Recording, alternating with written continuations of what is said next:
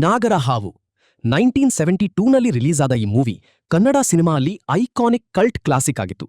Indian cinema ಹಿಸ್ಟ್ರಿಲಿ first time slow motion concept use ಮಾಡಿದ್ದು ಈ ಫಿಲ್ಮ್ನ ಬಾರೆ ಬಾರೆ ಚಂದದ ಚೆಲುವಿನ ತಾರೆ ಸಾಂಗ್ನಲ್ಲಿ ಅಂತ ಹೇಳಲಾಗುತ್ತೆ. ಬಟ್ ಆ ಟೈಮಲ್ಲಿ ಇಷ್ಟು smooth cinematic slow motion visuals create ಮಾಡೋದು ನೆಕ್ಸ್ಟ್ ಲೆವೆಲ್ ಎಕ್ಸ್ಪೆರಿಮೆಂಟೇಷನ್ ಆಗಿತ್ತು. ಡೈರೆಕ್ಟರ್ ಪುಟ್ಟನ ಕಣಗಲ್ ಲಿಮಿಟೆಡ್ ಟೆಕ್ನಾಲಜಿ ಇದ್ದ ಕಾಲದಲ್ಲೇ ಈ ಕಾನ್ಸೆಪ್ಟ್ ಟ್ರೈ ಮಾಡಿ ಇಂಡಿಯನ್ ಸಿನಿಮಾ ವಿಜುವಲ್ಸ್ನ ಕಂಪ್ಲೀಟ್ಲಿ ಡಿಫರೆಂಟ್ ಲೆವೆಲ್ಗೆ ತೆಗೆದುಕೊಂಡು ಹೋಗಿದ್ರು. ಒಂದು ಮುತ್ತಿನ ಕಥೆ. 1987ನಲ್ಲಿ ರಿಲೀಸ್ ಆದ ಈ ಮೂವಿ ಕನ್ನಡ ಸಿನಿಮಾ ಇಂಡಸ್ಟ್ರಿಯಲ್ಲಿ ಟೆಕ್ನಿಕಲ್ ಎಕ್ಸ್ಪೆರಿಮೆಂಟೇಷನ್ಗಾಗಿ ತುಂಬಾ ಫೇಮಸ್ ಆಗಿತ್ತು. ಒಂದು ಮುತ್ತಿನ ಕಥೆ ಇಂಡಿಯನ್ ಸಿನಿಮಾ ಹಿಸ್ಟ್ರಿಯಲ್ಲಿ first major under water movie ಎಕ್ಸ್ಪೀರಿಯನ್ಸ್ಗಳಲ್ಲಿ ಒಂದು ಅಂತ ಹೇಳಬಹುದು. ಇವಾಗ ಅಂಡರ್ ವಾಟರ್ ಸೀನ್ಸ್ CGI ಮತ್ತು ಅಡ್ವಾನ್ಸ್ಡ್ ಕ್ಯಾಮ್ರಾಸಿಂದ ಈಸಿ ಅನ್ಸ್ಬಹುದು. ಬಟ್ ಆ ಟೈಮಲ್ಲಿ ರಿಯಲ್ ಆಗಿ ಅಂಡರ್ ವಾಟರ್ ಶೂಟಿಂಗ್ ಮಾಡೋದು ಆಲ್ಮೋಸ್ಟ್ ಇಂಪಾಸಿಬಲ್ ಟಾಸ್ಕ್ ಆಗಿತ್ತು. Heavy under water equipment, lighting issues, breathing limitations ಮತ್ತು ಸೇಫ್ಟಿ ರಿಸ್ಕ್ಸ್ ಮಧ್ಯೆಯೂ team actual ocean shots capture ಮಾಡಿತ್ತು. ಆ ಜನರೇಷನ್ಗೆ ಇದು next level film making ambition ಆಗಿತ್ತು. ಶಾಂತಿ ಕ್ರಾಂತಿ 1991ನಲ್ಲಿ ರಿಲೀಸ್ ಆದ ಈ ಮೂವಿ ಆ ಟೈಮ್ಗೆ one of the biggest Kannada film projects ಆಗಿತ್ತು.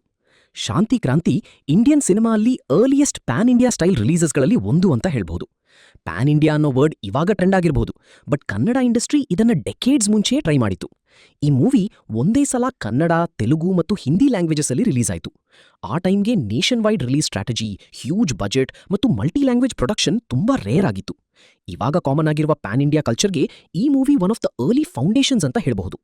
ಒಂದಾನೊಂದು ಕಾಲದಲ್ಲಿ 1978ಅಲ್ಲಿ ರಿಲೀಸ್ ಆದ ಈ ಮೂವಿ ಕನ್ನಡ ಸಿನಿಮಾಲ್ಲಿ ಯುನೀಕ್ ಸ್ಟೋರಿ ಟೆಲ್ಲಿಂಗ್ ಆಗಿ ತುಂಬಾ ರೆಕಗ್ನಿಷನ್ ಪಡೆದಿತ್ತು.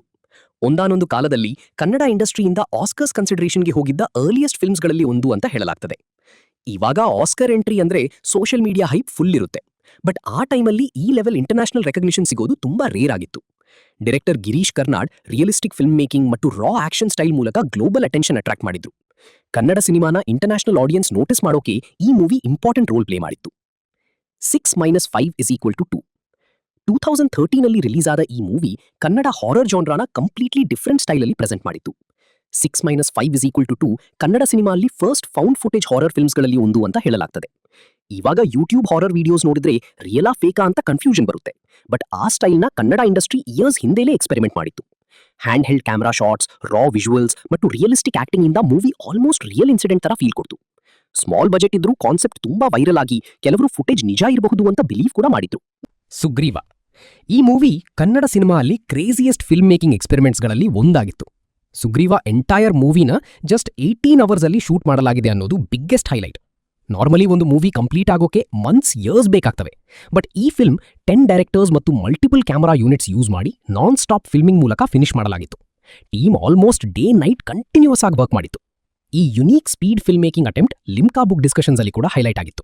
ಬೇಸಿಕಲಿ ಇದು ನಾರ್ಮಲ್ ಮೂವಿ ಶೂಟ್ ಅಲ್ಲ, ಕಂಪ್ಲೀಟ್ ರೇಸ್ ಅಗೇನ್ಸ್ಟ್ ಟೈಮ್ ಆಗಿತ್ತು.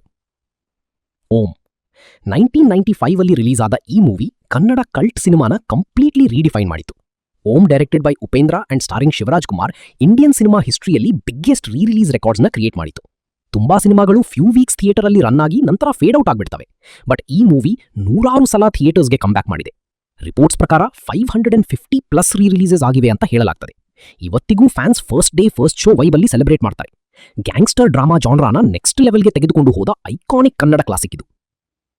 ಬಂಗಾರದ ಮನುಷ್ಯ 1972ಅಲ್ಲಿ ರಿಲೀಸ್ ಆದ ಈ ಮೂವಿ ಕರ್ನಾಟಕ ಅಲ್ಲಿ ಹ್ಯೂಜ್ ಕಲ್ಚರಲ್ ಇಂಪ್ಯಾಕ್ಟ್ ಕ್ರಿಯೇಟ್ ಮಾಡಿತ್ತು. ಬಂಗಾರದ ಮನುಷ್ಯ ಸ್ಟಾರಿಂಗ್ ರಾಜ್ಕುಮಾರ್ ಹಳ್ಳಿ ಲೈಫ್, ಫಾರ್ಮಿಂಗ್ ಮತ್ತು ಫ್ಯಾಮಿಲಿ ವ್ಯಾಲ್ಯೂಸ್ನ ಇಮೋಷನಲ್ ವೇಯಲ್ಲಿ ಪ್ರೆಸೆಂಟ್ ಮಾಡಿತ್ತು. ಆಡಿಯನ್ಸ್ ಕನೆಕ್ಷನ್ ಎಷ್ಟು ಸ್ಟ್ರಾಂಗ್ ಆಗಿತ್ತು ಅಂದ್ರೆ ಮೂವಿ ಕೆಲವು ಥಿಯೇಟರ್ಸ್ ಅಲ್ಲಿ 100 ವೀಕ್ಸ್ಗೂ ಹೆಚ್ಚು ರನ್ ಆಯಿತು. ಆ ಟೈಮಲ್ಲಿ ಈ level theatrical run almost unbelievable achievement ಆಗಿತ್ತು. ಮೂವಿ ಇನ್ಫ್ಲೂಯೆನ್ಸ್ ಇಂದ ಹಲವರು ಹಳ್ಳಿಗೆ ರಿಟರ್ನ್ ಆಗಿ ಫಾರ್ಮಿಂಗ್ ಮೇಲೆ ಇಂಟ್ರೆಸ್ಟ್ ಡೆವಲಪ್ ಮಾಡಿದ್ರು ಅನ್ನೋ ಸ್ಟೋರೀಸ್ ಕೂಡ ಫೇಮಸ್ ಆಗಿವೆ. ಬಾಕ್ಸ್ ಆಫೀಸ್ ಹಿಟ್ ಮಾತ್ರ ಅಲ್ಲ, ಕನ್ನಡ ಸೊಸೈಟಿ ಮೇಲೆ ಇಂಪ್ಯಾಕ್ಟ್ ಮಾಡಿದ ರೇರ್ ಕ್ಲಾಸಿಕ್ ಇದು. ಮತ್ತಷ್ಟು ವಿಡಿಯೋಸ್ಗಾಗಿ ಒಂದು ಗೊತ್ತಾಗಿ ಸಬ್ಸ್ಕ್ರೈಬ್ ಮಾಡಿ.